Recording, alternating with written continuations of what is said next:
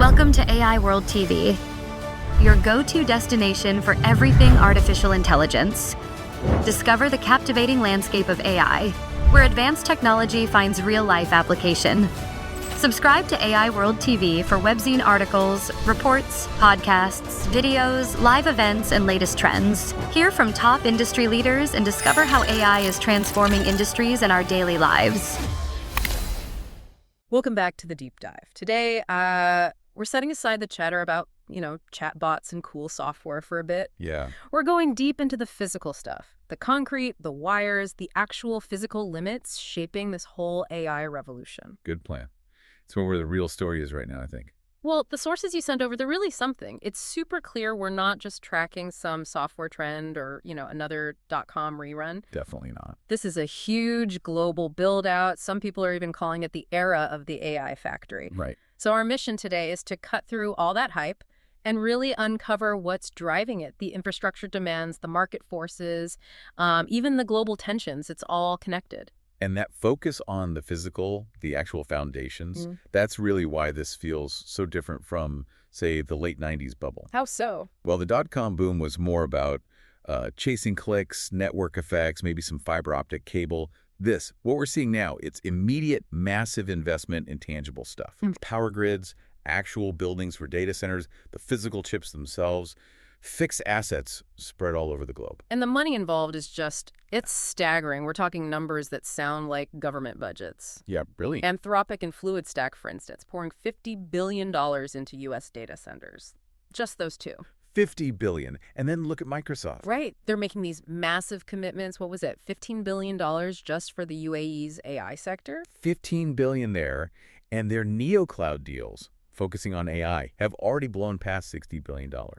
It's incredible scale. And it's not just a U.S. story. You pointed out Google putting, 5.5 billion euros into German data centers alone? Exactly. And then the hardware itself.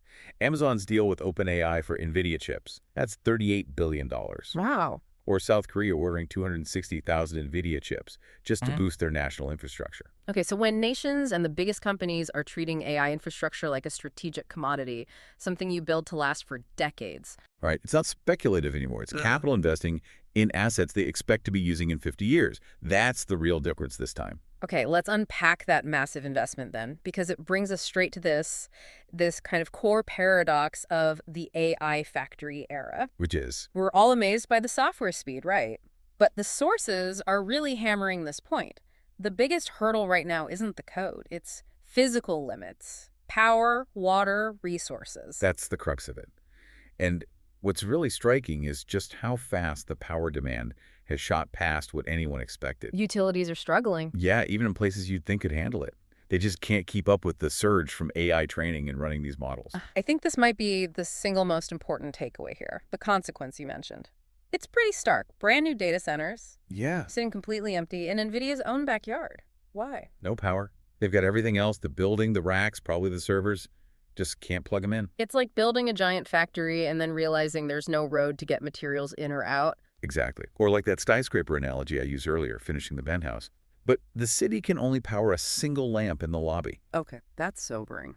The software is basically ready to go, but the grid, the actual physical power lines, can't handle that massive instantaneous power draw needed to fire up thousands of GPUs for training. And this puts pressure on everything else, right? Even things like climate goals. Absolutely. Yeah. Big tech's own climate people are feeling it. They're pushing these huge AI power needs, and it's forcing them into some pretty drastic measures just to find enough energy. Yeah. So if power is the bottleneck, what are they actually doing about it? How are they trying to fix this? Well, these sources show kind of a two-pronged attack. Quick fixes and long-term bets. Okay, like what? On the long-term strategic side, it's nuclear. Plain and simple. Nuclear. Really? Yeah. The U.S. Department of Energy is actively pushing programs for nuclear to power data centers.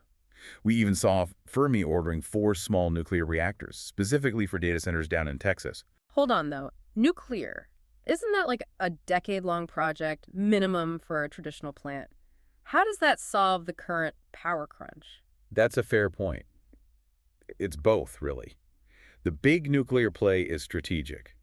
It's a bet that only super dense 247 power like nuclear can sustain the future growth of AI. So what about now? For the immediate crisis, they're leaning heavily on renewables and hybrids, trying to take pressure off the public grid. So solar panels everywhere. Billions going into solar and battery storage, yeah. And you see companies like Blue Energy planning data centers that start on natural gas, Okay. but with a clear plan to switch over to nuclear later. It's this urgent mix. Grab power now, secure a massive source for later. And inside the data center itself, they must be optimizing like crazy too. Oh, definitely. Advanced cooling, better power storage right on site. Yeah. That's becoming critical. We saw mentions of immersion-cooled BS. Sounds fancy. What is that? BS is just battery energy storage system. Think giant batteries. Right. Why are they so key? Because even if the grid delivers power constantly, training these huge AI models needs these massive sudden bursts of energy, like everyone hitting go at once. So you need a local energy buffer right there to handle those spikes without causing outages. Immersion cooling just means dunking the batteries in special liquid to cool them efficiently, letting you pack them tighter. Making the buffer smaller and safer? Exactly. And that also connects to the other resource crunch, water. Cooling these things traditionally uses tons of water. So there's a big push reflected in those sources to cut down or eliminate water use and pollution from data centers, another physical limit hitting hard. So these physical constraints are forcing innovation everywhere, from the power plant down to the cooling system. Okay, now that we've got the physical foundation laid out, let's switch gears slightly. Geopolitics. Because this build-out is tangled up with the global chip race, right? Inextricably linked. You can't separate them. These huge fixed assets, these AI factories, they're useless without the most advanced chips. And trade tensions are making getting those chips tricky. Very tricky. It's actively reshaping who can access what. The fight to design, manufacture, and just get these high-end chips isn't just business anymore. It's a national security strategy. And we saw some specific examples, especially involving China, like that story about a Chinese AI firm finding ways around U.S. export rules. Right, just to get their hands on NVIDIA's top-tier chips. It's not just about dodging rules, though. It highlights the sheer scarcity. Scarcity of the best chips. Exactly. It's not about getting any chip. It's about getting the specific ones, like NVIDIA's A100s or H100s, that can do the massive parallel processing needed to train these foundational AI models quickly. So that specific shortage fuels the geopolitical games and the incentive. You are listening to the AI World Podcast, your trusted source for the latest innovations, insights, and trends in artificial intelligence, blockchain, fintech, and decentralized technologies. Each episode features expert interviews, engaging discussions, and in-depth analysis of how AI transforms industries worldwide. Stay ahead of the curve with the latest articles and exclusive reports from the AI World Journal, covering everything from emerging technologies to industry breakthroughs. For more news, global events, and access to AI World Society circle gatherings, visit us at aiworld.tv. Don't forget to subscribe to stay informed, stay connected, and be part of the AI revolution with AI World Lounge. Thank you for listening. To find workarounds. Precisely. And even with all the tension, we're also seeing that China's own AI scene is making real inroads, even influencing things back in Silicon Valley. Talent and capital still flow, even when governments try to put up walls. And this whole dynamic is pushing the physical footprint everywhere, isn't it? Beyond the usual spots. Yeah, the AI factory models popping up all over. We see Canada becoming a major data center hub. Why Canada? Cheaper power, colder climate for cooling. Probably a mix of both, plus maybe a more favorable regulatory environment. And look at Vietnam being called the next Singapore for data centers. So APAC is booming. Hugely. An $800 billion data center boom expected in the Asia-Pacific region. But there's a catch. Always extra. The sources also warn that APAC is heading for a major sustainability check. Same problems we already talked about: power grid strain, water issues. These physical limits are hitting everywhere. Okay, so that's the foundation, the infrastructure, the fight over the parts. But what does all this actually enable right now? For us, for businesses. The sources mention agentic AI. Agentic AI. Yeah, that's arguably the most exciting near-term thing coming out of this raw power increase. What makes it different? Isn't it just more automation? Well, it's a leap beyond simple automation scripts. Think of it like this. Current automation might run step A, then step B, then step C, and if something breaks, it stops. Agentic AI uses the power of these large language models to understand a high-level goal.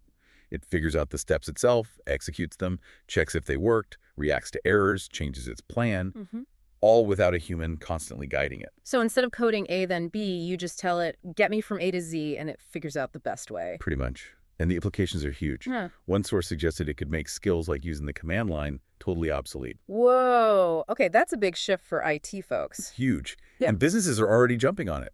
Cisco just launched their Unified Edge platform specifically designed to boost agentic AI out at the network edge. So making networks that can manage themselves more? Moving that way, yeah. Yeah. Transforming operations from just reacting to problems to actually having systems that can achieve goals autonomously. It makes every IT manager ask, is this the future? Systems that heal themselves, optimize themselves. That's the serious business side. But Yeah. this AI power is also spilling into culture in weird ways. There was this one story, an AI country artist. Oh yeah, breaking rust, topping a Billboard chart. Yeah. An AI artist. Is that just a gimmick or? Oh, Well, it's definitely a cultural flashpoint, isn't it? Made possible by the sheer processing power we've been talking about. It really messes with our definition of creativity. and the take on it in one source was pretty strong. They said it proves AI has colonized music. Colonized, that's a strong word, suggests AI isn't just playing along, it's taking over the creative territory. Food for thought. But okay, back to everyday people. How are consumers feeling about AI in general? Well, the sources suggest it's kind of practical. People seem fine with AI and things like shopping where it's useful, low risk. Makes sense. But they want transparency. They want control. They'll accept the AI assistant helping them find shoes, but they want to know it's an AI and be able to, turn it off or adjust it. Acceptance is conditional. Transparency and control. Always the tension point with these powerful, increasingly autonomous systems. Okay, so let's wrap this up. We started asking why this AI boom isn't just another dot-com bubble waiting to pop. And the core finding really is that synthesis of everything we've discussed. This time is fundamentally different because it's built on this massive, tangible, sometimes problematic physical infrastructure. $50 billion data centers, $60 billion cloud deals. These aren't just numbers on a screen. Exactly. They're real assets, real commitments. And building them is forcing huge geopolitical shifts around chips and these intense energy compromises worldwide.